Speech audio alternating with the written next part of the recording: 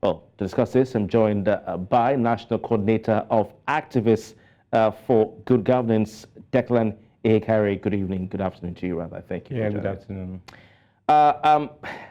This has been a very top story throughout the week, and this is a point where we find ourselves at. How does this court order fit within the jurisdictional framework of the Kogi High Court in matters related to the Economic and Financial Crimes Commission? Declan. Yeah, thank you so much. I will start by saying that the anti-graft agency is not really doing what Nigerians expect them to do. Moreover, he that must come for equity must come with clean hands. The anti-graft agency ought to be an agency of the government that must always stand above the board. It's an agency of the government that should checkmate any act of wrongdoing that amounts to corruption. And so, when a court of competent jurisdiction has given an order, it is total corruption to disobey such an order. And in this stance, an order was given in favor of former governor of Kogi State, Yahaya Bello, restraining the anti-graft agency from arresting him, pending when every issue surrounding the order that was sought is cleared. But as usual, the anti-graft agency, led by a lawyer who knows, because if he does not know, he won't be placed in that position that he is today. He knows, decided to disobey the court order that was issued by a court of competent jurisdiction. And I think it's very, very embarrassing. And I think the decision of the court at this point in time should be obeyed. He should respond to that call of a case coming up against him in respect of the contempt. All right. Let's just imagine you are to defend the EFCC. Maybe you might be the lawyer or advising them. How might the EFCC boss respond to the Kogi High Court's order, considering, Mr. Ihekaire, the federal nature of the mandate of the anti-graft agency? A court is a court. Every court has its rules and regulations. And once an order has been given by a particular court, is either you go to that court to vacate such an order or you go to a higher court. But my own concern as a citizen of this country is this.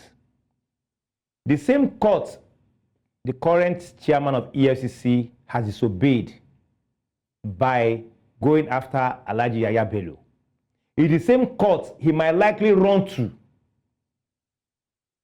to clear the issue of the contempt charge that's about being leveled against him. So you can't eat your cake and have it. You can't approbate and reprobate.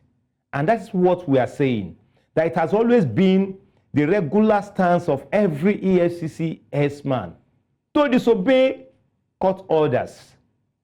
Sometimes they feel as if they are gods or they are masters. But what really baffled Nigerians in this is that the person at the head of affair now, head of affair in EFCC now, is a lawyer. Is a lawyer that should know when things are right and when things are wrong. Nigeria is a country of law. It's a country that has regulations as enshrined in the Constitution, which must be respected by every individual. And that was what I said earlier. EFCC being an agency that should curtail corruption in this country shouldn't be found disobeying court orders. Because when you do that, it amounts to corruption itself. It amounts to corruption itself because you cannot, there's no way you arrest a suspect who is corrupt. You can't charge them to you charge them to court. The same court you are disobeying its orders. And that's why we're saying something has to be done. The sanctity of the courts must be maintained. If it's not maintained, then we're heading towards anarchy. And that's why people are saying that, oh, what is happening in Kogi episode might be a witch hunting. But Mr. Ihekaire, some Nigerians are of the view, if you listen to the interactions on different platforms, that the judiciary is enabling corruption. What do you say to that? Well, if we said that before, we should not enable it again. That is why somebody like me, who had instances of saying exactly what you have said now, is saying that no, it is time we change the mindset of Nigerians. And that is why we're saying that the EFCC should do what? Should honor the court's orders. Because if it does not honor the court's orders and the court does not bite, then I might end up saying that yes, the court is also corrupt. As a court of competent jurisdiction, you must be able to give order, and whosoever disobeys such order must be treated as somebody who is disloyal to this country, and a penalty or sanction must be given out. Failure to do that by the courts will amount to people saying that the court is a toothless bulldog. But we never get to a situation in this country where can the judiciary give an order stopping a government a security agency from questioning a citizen or investigating a citizen? Well, to the best of my knowledge, every Nigerian citizen who suspects that his right or freedom to expressing his right is trampled upon or is to be trampled upon has right to file what is called fundamental human right before a court of competent jurisdiction. And that was exactly what happened. And I'm aware that EFCC was served and they went on appeal, admitting that yes, that court has jurisdiction. So it's not out of place when a Nigerian citizen goes to the courts to enforce his fundamental human rights. It's not out of place. It's normal. All right. Finally, the antigraft agency confirmed, that the American International School Abuja, where Yahaya Bello paid allegedly $760,000 ahead as advance for his kids' school fees, had repaid that money. What are the implications of this? Well, I'm worried. I'm worried because we are always seeing media trials.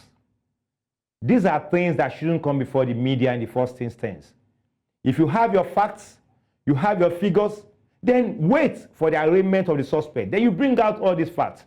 We have seen instances where EFCC went to somebody's house in this country. A former governor of Imo State, Rochas Okorocha, jumped the fence, broke the doors, did everything. Today, the man is a senator in this country.